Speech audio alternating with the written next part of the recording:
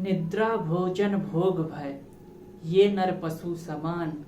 ज्ञान अधिक इक निरन में, ज्ञान बिना पशु जान। अर्थात जो व्यक्ति निद्रा भोजन और भोग भय में केवल लिप्त रहता है वह तो पशु के समान है। पशु और मनुष्यता में अंतर इतना है कि मनुष्य में ज्ञान होता है और पशु में ज्ञान नहीं होता। ये जो विचार हैं यह जो है महान दार्शनिक और प्रसिद्ध जो प्रधानमंत्री हुए मौर्य शासक के चाणक्य के हैं। तो इसी भावार्थ के साथ आप सभी का स्वागत है वनडे मिशन यूट्यूब चैनल में। भारतीय इतिहास की सीरीज हमने प्रारंभ की थी जिसमें से आज का जो अध्ययन का विषय है वह है मौर्य साम्राज्य। आइए तो पुरानी क्लास जो हमने हिस्ट्री की पढ़ी हैं उसमें से रिलेट करने के लिए हम थोड़ा सा जो पुरानी क्लास हैं उनको फर्स्ट रिवीजन के रूप में देख लेते हैं। हमने जैसा कि 6ठी से 3री शताब्दी ईसा पूर्व का अध्ययन किया था जिसमें से 3 भागों में डिवाइड किया था। एक तो किया था धर्मों का उदय जिसमें कि हमने जैन धर्म और बौद्ध धर्म के बारे में अध्ययन किया था। फिर हमने पढ़ा था मगध का उत्कर्ष और मगध के उत्कर्ष के समांतर क्रम में एक घटना पड़ी थी विदेशी आक्रमण, जिसमें से हमने ईरानी और यूनानी आक्रमणों के बारे में पढ़ा। मगध के उत्कर्ष को हमने पढ़ा था जिसमें से हमने पहले हर्यक वंश के बारे में देखा। हर्यक वंश के बाद फिर हमने शिशुनाग वंश के बारे में देखा था। फिर हमने देखा था मौर्य वंश के बारे में, नंद वंश के बारे में, और नंद वंश के बाद फिर हमको देखना था मौर्य वंश। नंद वंश के बाद हमने चूंकि ये आक्रमण नंद वंश के समय में ही सिकंदर का आक्रमण हुआ था इसलिए हमने विदेशी आक्रमणकारी पढ़े थे, और फिर उसके बाद हम देखेंगे मौर्य वंश। अर्थात आज की जो क्लास रहेगी वह रहेगी मौर्य वंश के बारे में। तो आइए मौर्य वंश के बारे में संपूर्ण जानकारी देखते हैं।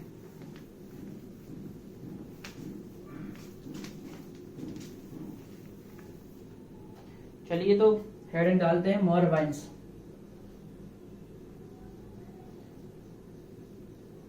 मौर्य वंश जैसा कि हमने देखा कि जो घनानंद था नंद वंश के आखिरी शासक जिसका नाम घनानंद था, और घनानंद को पराजित करके चंद्रगुप्त मौर्य ने जो है मौर्य वंश की स्थापना की मगध साम्राज्य में। तो जो इसका प्रथम शासक हुआ वह हुआ चंद्रगुप्त मौर्य।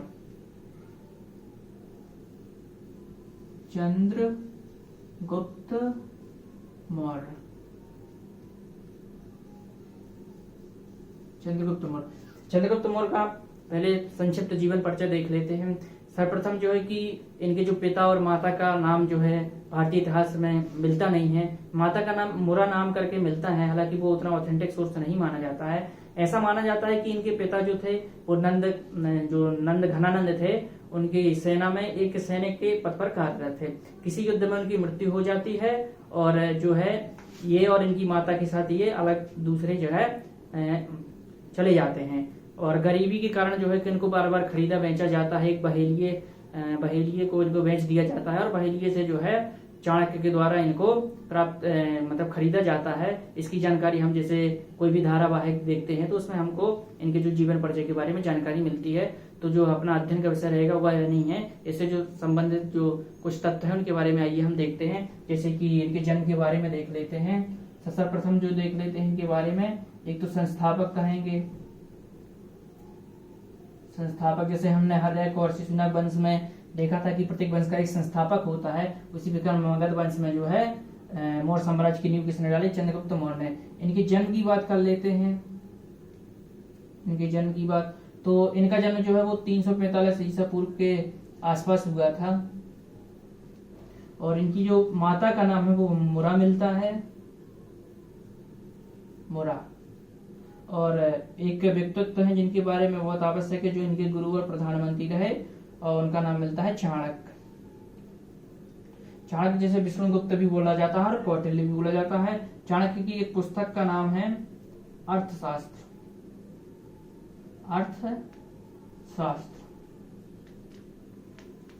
अर्थशास्त्र इनके द्वारा रचित एक पुस्तक है। और अर्थशास्त्र जो है ये वर्तमान अर्थशास्त्र से संबंधित नहीं है। इसका जो मूलतः संबंध है वह राजनीति विज्ञान से। राजनीति विज्ञान अर्थात विदेश नीति कैसी होनी चाहिए और अपने गुप्तचर वगैरह राजा को कैसे नियम कानून का फॉलो करना चाहिए, इस सब इन सभी का जो वर्णन है वह चाणक्य की अर्थशास्त्र में मिलता है।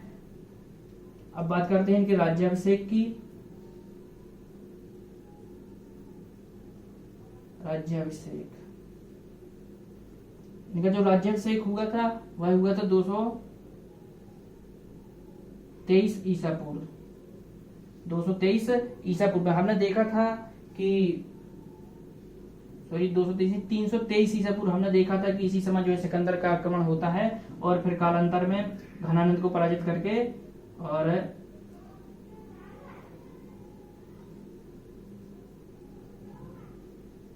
घनानंद को पराजित करके जो है मगध साम्राज्य में मौर्य वंश की स्थापना चंद्रगुप्त मौर्य के द्वारा की जाती है। तो 322 और 23 में राज्याभिषेक हुआ था। अब बात करते हैं चंद्रगुप्त से संबंधित कुछ विजय अभियानों की। तो यहाँ देख लेते हैं विजय अभियान।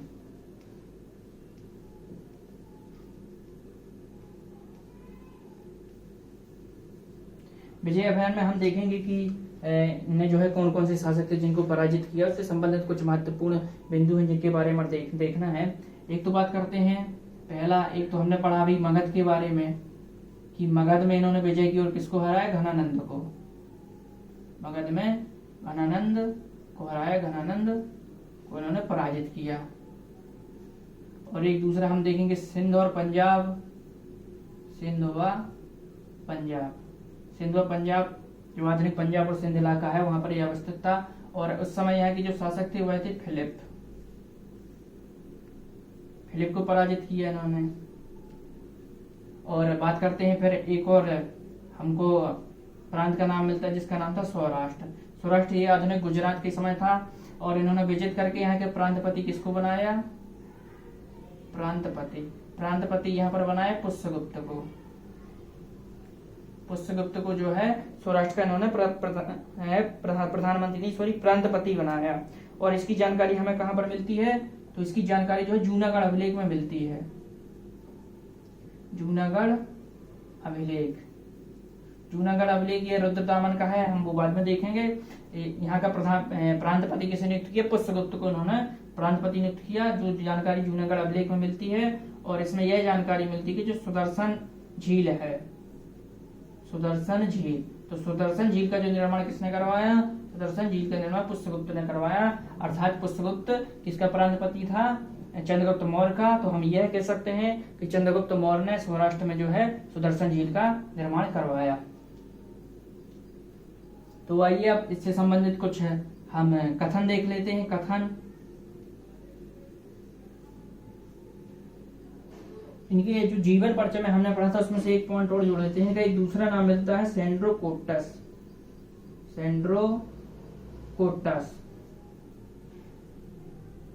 सेंड्रोकोटस ये नाम मिलता है। और यह नाम जो है यूनानी जो लेखक हैं उनके द्वारा दिया गया है। यूनानी लेखक में जो है कौन है, जस्टिन। जैसे हम पढ़ेंगे कि अब जो भारतीय लेखक हैं उसी प्रकार यूनानी देश से संबंधित जो लेखक हैं उनमें से एक नाम मिलता है जस्टिन का। तो जस्टिन ने जो है चंद्रगुप्त मौर्य को सेंड्रोकोटस कहा है। और इसकी जो पहचान हुई है कि सेंड्रोकोटस ही चंद्रगुप्त है, इसकी पहचान किसने की है, विलियम जोन्स ने यह पहचान की है कि सेंड्रोकोटस ही क्या है, चंद्रगुप्त मौर्य है। आइए तो हमने देखा सबसे पहले इनके संबंधित जो जीवन परिचय की संस्थापक थे 345 ईसा पूर्व में इनका जन्म हुआ था। इनकी माता का नाम मुरा था और पिताजी के इनका नाम मिलता नहीं है और गुरु का नाम चाणक्य था। इनका राज्याभिषेक 322 ईसा पूर्व में होगा और इन्होंने घनानंद को पराजित करके जो है मगध में अपना राज्याभिषेक करवाया। इनका दूसरा नाम सेंड्रोकोटस मिलता है और वह मिलता है यूनानी साहित्य में इनका नाम मिलता है। और इसकी पहचान जो है कि यह चंद्रगुप्त मौर्य है, विलियम जोन्स के द्वारा की गई थी। अब बात करते हैं कि विजय अभियानों की। तो इन्होंने मगध को जीता और सिंध एवं पंजाब में जो है कि फिलिप को हराया। फिलिप जो है ये सिकंदर का उत्तराधिकारी था सिंध और पंजाब वाले इलाके में। इन्होंने सौराष्ट्र को जीता और वहां का जो प्रांतपति पुष्यगुप्त को बनाया। और पुष्यगुप्त ने जो भी सौराष्ट्र में जिसे आधुनिक जो गुजरात इलाका है वहां पर सुदर्शन झील का निर्माण करवाया। इससे संबंधित जो है क्वेश्चन पूछे जाते हैं पेपरों में। अब बात करते हैं कथनों की। तो कथनों में जो कुछ यूनानी जो लेखक है उन्होंने कुछ महत्वपूर्ण कथन दिए। जैसे बात करते हैं प्लूटार्क की। तो प्लूटार्क का एक महत्वपूर्ण कथन है जो उन्होंने कहा था कि जो चंद्रगुप्त ने संपूर्ण उत्तर भारत को रौंद डाला 6 लाख सेना से उत्तर भारत को रौंद डाला अर्थात कि संपूर्ण इन्होंने जो उत्तर भारत था वहां पर अपनी विजय स्थापित कर ली। अब एक और विद्वान का नाम मिलता है जस्टिन का। जस्टिन, जैसा कि हमने देखा कि जस्टिन ने जो है कि सेंड्रोकोटस के रूप में चंद्रगुप्त की नामकरण किया था, और इन्होंने चंद्रगुप्त की सेना को डाकुओं की सेना का उपनाम दिया था। डाकुओं की सेना। तो आपसे सीधी क्वेश्चन पूछा जाएगा कि ये चंद्रगुप्त की सेना थी, उसको डाकुओं की सेना किसने बोला था? तो जस्टिन के द्वारा। अब एक नाम मिलता है स्ट्रैबो का। तो स्ट्रैबो ने जो है स्त्री अंगरक्षकों के बारे में बताया था, स्त्री अंगरक्षकों के बारे में। अर्थात चंद्रगुप्त का एक जो उसका निजी अंगरक्षक दल था, उसकी जो प्रधान थी वो महिलाएं थी, और यह स्त्री अंगरक्षकों से घिरा रहता था। तो इसकी जानकारी जो है स्ट्रैबो के द्वारा जो है दी गई है। अब बात करते हैं इसके जीवन के अंतिम समय की। अंतिम समय जीवन की। तो जीवन का जो अंतिम समय है वह चंद्रगुप्त ने धर्म इसने परिवर्तित कर दिया था। इसने जो है जैन धर्म को अपना लिया था। जैन धर्म को अपनाया। जैन धर्म को अपनाया किसके प्रभाव में आकर? भद्रबाहु जो कि जैन मुनि थे, इनके प्रभाव में आकर इसने जैन धर्म को अपना लिया। और बात करते हैं कि श्रवणबेलगोला कहाँ है? ये कर्नाटक में। श्रवणबेलगोला में इसने संलेखना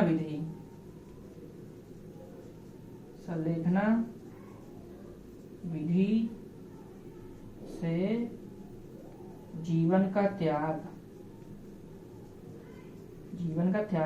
जैसे कि हम जानते हैं कि एक धर्म है जैन धर्म, जिसके बारे में हमने अध्ययन किया था। उसमें जो है एक विधि अपनाई जाती है, संलेखना विधि, जिसमें व्यक्ति भूखे प्यासे रहकर जो है कि अपने देह को छोड़ता है, अर्थात देहांत उसका हो जाता है। तो उसी विधि के द्वारा संलेखना विधि उसको बोला जाता है। संलेखना विधि के द्वारा कहाँ पर? श्रवणबेलगोला में जो है चंद्रगुप्त ने अपने देह को त्याग दिया। तो इस प्रकार संपूर्ण जो वृत्तांत चंद्रगुप्त का हमने देखा। और चंद्रगुप्त का जो पुत्र हुआ बिंदुसार, तो अगला जो शासक बनेगा वह बनेगा बिंदुसार। तो आइए जानते हैं बिंदुसार के बारे में। तो ये आप नोट कर लीजिए, इसका स्क्रीनशॉट ले सकते हैं। चलिए, तो आप इसका स्क्रीनशॉट ले लीजिए। एक पॉइंट और इसमें थोड़ा सा जोड़ लिया जाए, इसके जो विजय अभियान थे, विजय अभियानों में हमको सेल्यूकस से इसका युद्ध के बारे में भी वर्णन कर लेते हैं, उससे भी कभी कभार क्वेश्चन बन जाते हैं। सेल्यूकस से जो चंद्रगुप्त का युद्ध हुआ था वह हुआ था 305 ईसा पूर्व में। सेल्यूकस कौन था? ये हमने पिछली क्लास में पढ़ा था। सेल्यूकस जो है यह सिकंदर का सेनापति था। तो जब सिकंदर की मृत्यु होती है तो जो बल्ख और बैक्टीरिया वाला इलाका है वहां का जो साम्राज्य मिलता है वो सेल्यूकस को मिलता है। तो आसपास के जितने इलाके हैं उनको सबको विजिट करते हुए और सेल्यूकस जो है सिंधु नदी पार करते हुए चंद्रगुप्त मौर्य की जो इसका सीमा थी वहां पर ये आक्रमण कर देता है। तो इन दोनों के मध्य एक युद्ध होता है, वह होता है 305 ईसा पूर्व में। और इसके परिणाम क्या होते हैं? युद्ध का नाम नहीं मिलता, केवल ये है कि 305 ईसा पूर्व में युद्ध हुआ था। इसके परिणाम ये होते हैं कि सेल्यूकस की जो पुत्री थी हेलेना, तो हेलेना से होता है विवाह चंद्रगुप्त का।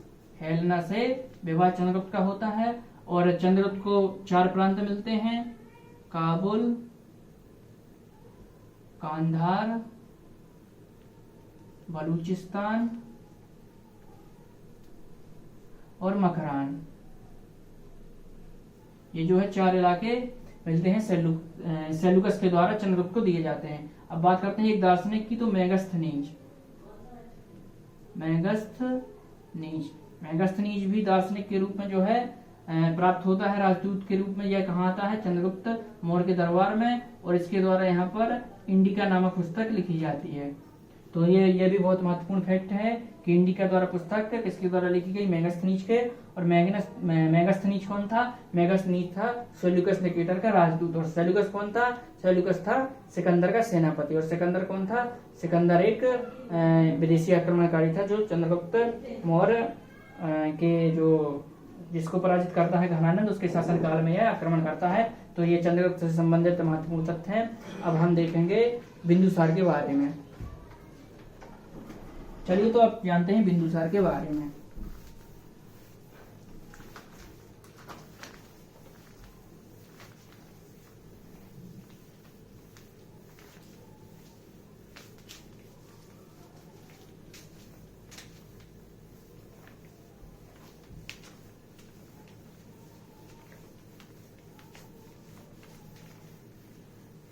प्रथम जो अखंड भारत का है, तो वह जो स्थापित करने का प्रयास वो भारतीय इतिहास में चंद्रगुप्त मौर्य के द्वारा ही किया गया था, जिसमें चाणक्य ने सहायता की थी। तो वो हमने देखा कि इन्होंने जो है संपूर्ण उत्तर भारत में शासन किया। अब चंद्रगुप्त के बाद जो है इनका पुत्र जो जिसका नाम बिंदुसार मिलता है, वह जो है मगध की गद्दी पर बैठता है। तो चंद्रगुप्त के बाद हम देखेंगे बिंदुसार के बारे में। बिंदुसार, तो बिंदुसार के बारे में पहले जान लेते हैं। इसकी जो माता का नाम था, माता का नाम वह था दुर्धरा, और पिता का नाम क्या था? पिता का नाम चंद्रगुप्त ही होगा, चंद्रगुप्त। बात करते इसके राज्याभिषेक की। राज्याभिषेक तो लगभग 298 ईसा पूर्व जो है इसका राज्याभिषेक हुआ था।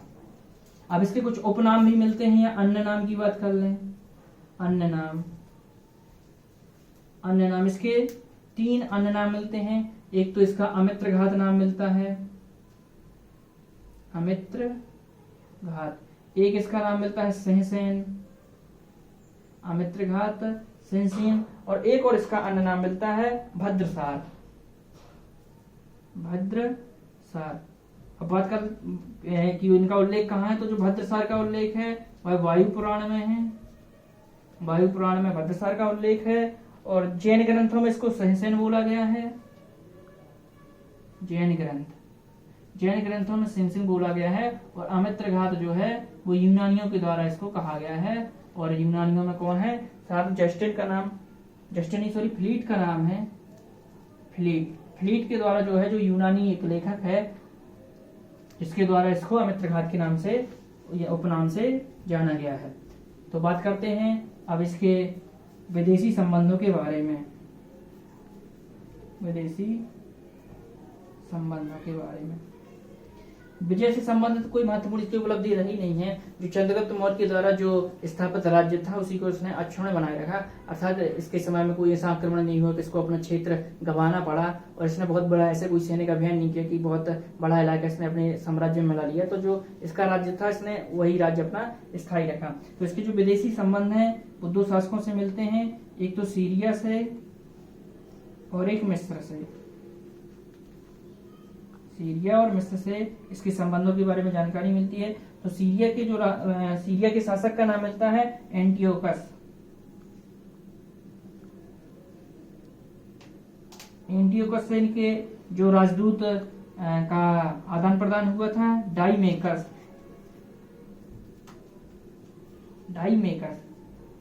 अब डाईमेकस कौन है? डाईमेकस एंटियोकस का जो है यह राजदूत होता है, और यह बिंदुसार के दरबार में भेजा जाता है। तो एक ये जानकारी मिलती है। और मिस्र के राजा थे फिलाडेल्फस इस समय मिस्र के जो शासक थे। और इन्होंने जो है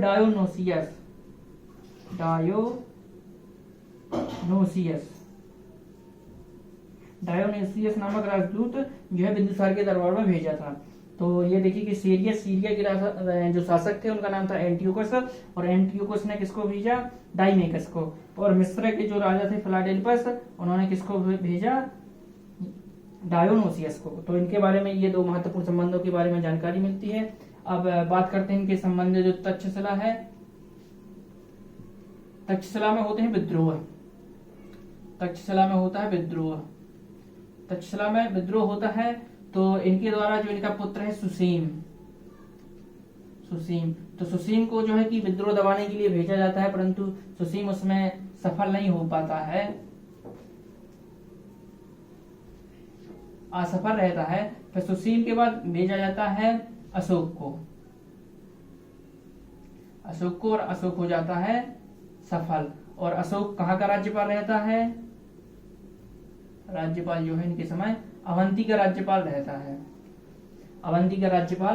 है। तो ये क्वेश्चन पूछा जाता है कि जब अशोक युवराज था या अपने पिता की जब शासन काल में, तो यह कहाँ का प्रांतपति था या राज्यपाल था? तो अशोक जो है अवंती का राज्यपाल था, और इसने जो है तक्षशिला के विद्रोह दबाने में महत्वपूर्ण सफलता प्राप्त की थी। और इसके बारे में थोड़ा सा जान लेते हैं बिंदुसार के बारे में, संप्रदाय के बारे में। यह कौन से संप्रदाय का अनुयायी था या उससे प्रभावित था? तो आजीवक संप्रदाय।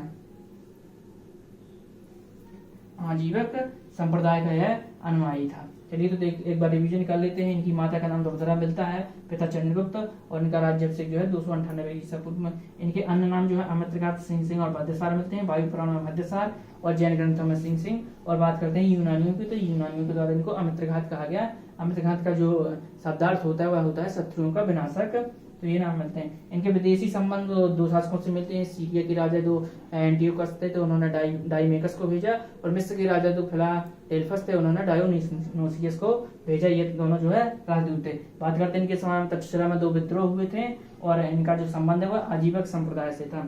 अब बात करते हैं कि इसके बाद जो इनका उत्तराधिकारी होता है, उत्तराधिकारी वह होता है अशोक, अर्थात अशोक अब जो है मगध की गद्दी पर बैठता है। तो इसके बाद हम देखेंगे अशोक के बारे में। चलिए तो अशोक जो है इसके बारे में हमको थोड़ा सा डिटेल अध्ययन करना पड़ेगा, इसलिए वह हम देखेंगे अगली क्लास में। तो मिलते हैं आपको अगली क्लास में। और अगर क्लास अच्छी लगी हो तो हमारे चैनल को शेयर और सब्सक्राइब जरूर करें। धन्यवाद।